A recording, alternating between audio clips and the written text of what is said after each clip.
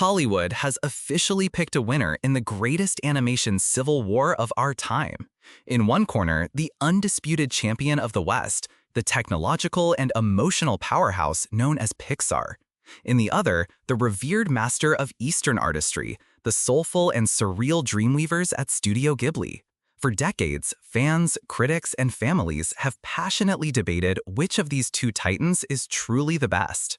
It's a battle of philosophies, the meticulously crafted, heartfelt precision of American innovation versus the profound, handcrafted, and often haunting beauty of Japanese tradition. But the debate is no longer just for fans. The industry itself has now spoken, delivering a verdict so decisive, so clear, that it's sending shockwaves through the entire film world. So what was the final word? In a stunning declaration from Hollywood's own creative elite, one studio's masterpiece didn't just win, it completely and utterly annihilated the competition. Today, we're diving deep into this landmark decision that has seemingly settled the score once and for all. We'll reveal the three beloved Pixar classics that were honored with a place on one of the most prestigious lists in modern cinema, only to be utterly overshadowed by their rival. We will explore the fascinating and complex cultural bias that suggests that even at its absolute peak, Western animation is still viewed as a beautiful, intricate toy, while Eastern animation is revered as high art. And finally, we will uncover the secret cinematic language that allowed a single, breathtaking Japanese film to be crowned as one of the 10 greatest movies of the entire 21st century. Standing shoulder to shoulder with the most celebrated live-action dramas of our generation. Get ready, because the battle for the soul of animation just got a definitive and, for some, a very surprising answer. Before we get to the verdict, let's set the stage and appreciate the true might of these two contenders. On one side, you have Pixar Animation Studios. Forged in the fires of technological revolution and later acquired by the global behemoth Disney, Pixar is more than a studio. It is a cultural institution in the West.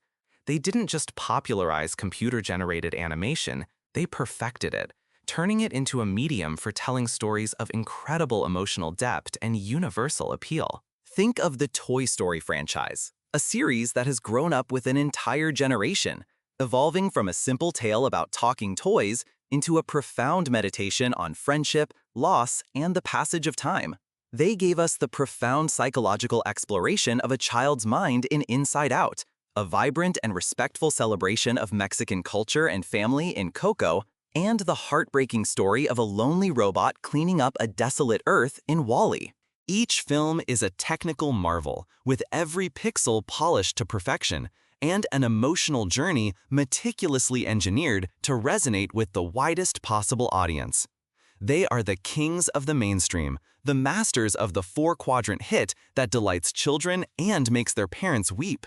They are a well-oiled machine of creative genius, consistently delivering films that push the boundaries of what's technically possible while tugging directly on our heartstrings. In the other corner stands Studio Ghibli. Co-founded by the legendary Hayao Miyazaki, Ghibli is the cultural equivalent in the East. They are less of a blockbuster factory and more of an art house, a sanctuary for hand-drawn animation in an increasingly digital world. Their mascot, the gentle giant from My Neighbor Totoro, is more than just a character. He is a beloved icon of Japanese pop culture, a symbol of innocence and the magic hidden within the natural world. But Ghibli's catalog goes far beyond gentle fantasy. They delivered the brutal, complex eco-warrior epic Princess Mononoke, a film filled with moral ambiguity and violence that would be unthinkable under the Disney banner. They gave us the poignant anti-war allegory of Howl's Moving Castle and the devastatingly sad tale of wartime orphans in Grave of the Fireflies, a film so emotionally shattering that many can only watch it once. This is a studio that has never shied away from the darkness of the human condition, using animation to explore themes that many live-action films are too timid to touch. Ghibli films are cherished, not just as movies, but as cinematic events, as works of art that are dissected and studied with the same reverence Western critics might reserve for a classic Bergman or Fellini film. For years, these two studios have operated on parallel tracks, defining excellence on opposite sides of the globe. But the 21st century has seen their legacies intertwine, as both have produced their most iconic and celebrated work since the year 2000. And now, a definitive judgment has been passed, not by box office numbers, but by the people who know cinema best. The New York Times convened a panel of industry professionals, directors, critics, and producers to curate a list of the 100 best movies of the 21st century. It was a monumental undertaking, an attempt to define the cinematic canon of our modern era. And when the list was published, both animation giants were present. But the way they placed tells a story of its own. Let's look at Pixar's incredible showing. Coming in at a very respectable 73rd place, the panel recognized the charming culinary classic Ratatouille, a beautiful story about artistry and defying expectations. Climbing even higher to the 50th spot, they honored the emotionally devastating and profoundly beautiful adventure, Up. Its opening montage alone is considered one of the most perfect pieces of storytelling in film history. And reaching deep into the top 40 at number 34 was what many consider to be Pixar's artistic magnum opus, a masterpiece of silent storytelling and poignant environmental commentary, the magnificent WALL-E. To have 3 films on a list of the 100 best of the century is a stunning, almost unbelievable achievement for any studio. It solidifies Pixar's status as a dominant creative force. But it wasn't enough. It wasn't even close. Because soaring miles above them all, cracking the sacred, almost untouchable top 10 and landing at number 9 was Studio Ghibli's Spirited Away. Let that sink in.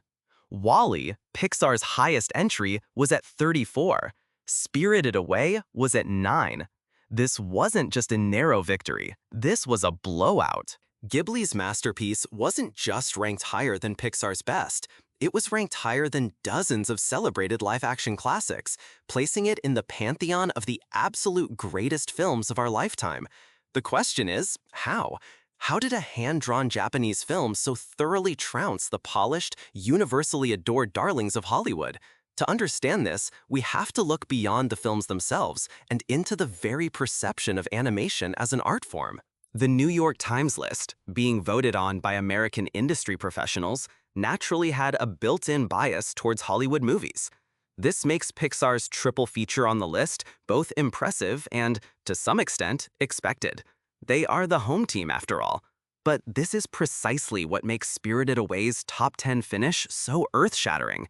To rank that high, it had to overcome the panel's inherent cultural and geographical biases. It had to be so undeniably brilliant, so cinematically powerful, that the voters had no choice but to place it among their absolute favorites.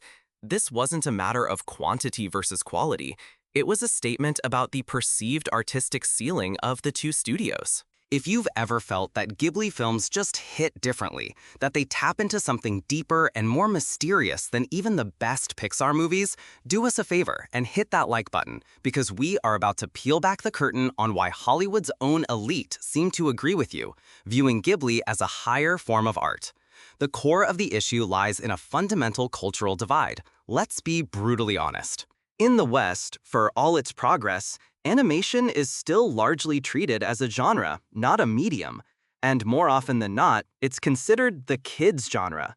Pixar has done more than any other studio to challenge this, creating films with complex themes that resonate deeply with adults.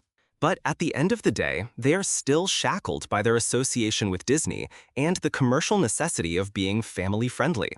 Their films, no matter how mature, are marketed and ultimately categorized as children's entertainment. This perception has deep historical roots.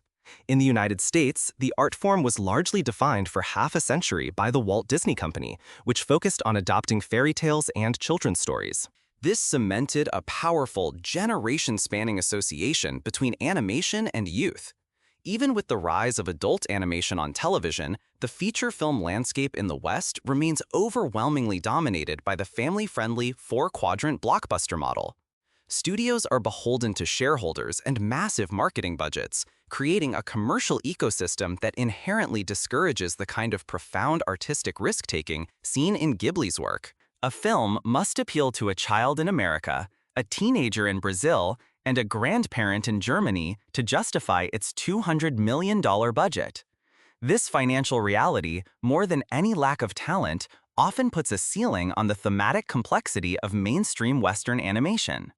Conversely, in Japan, and increasingly among international cinephiles, animation, or anime, is not a genre, it is a medium.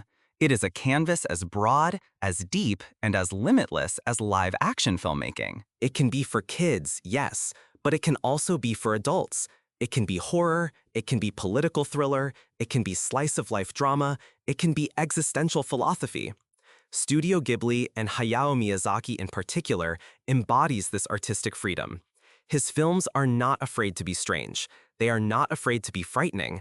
They are not afraid to leave questions unanswered and themes ambiguous. They don't feel the need to wrap everything up in a neat, tidy bow for the audience.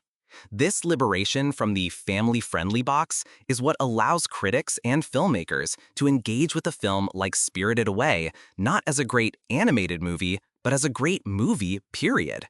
It's judged on the same level as any other cinematic masterpiece, unshackled from the biases that still cling to its Western counterparts. And that brings us to the heart of Spirited Away's power. What makes it a top 10 film of the century? It's more than just its gorgeous, hand-drawn visuals or its enchanting story. The film is a cinematic odyssey that operates on multiple levels simultaneously.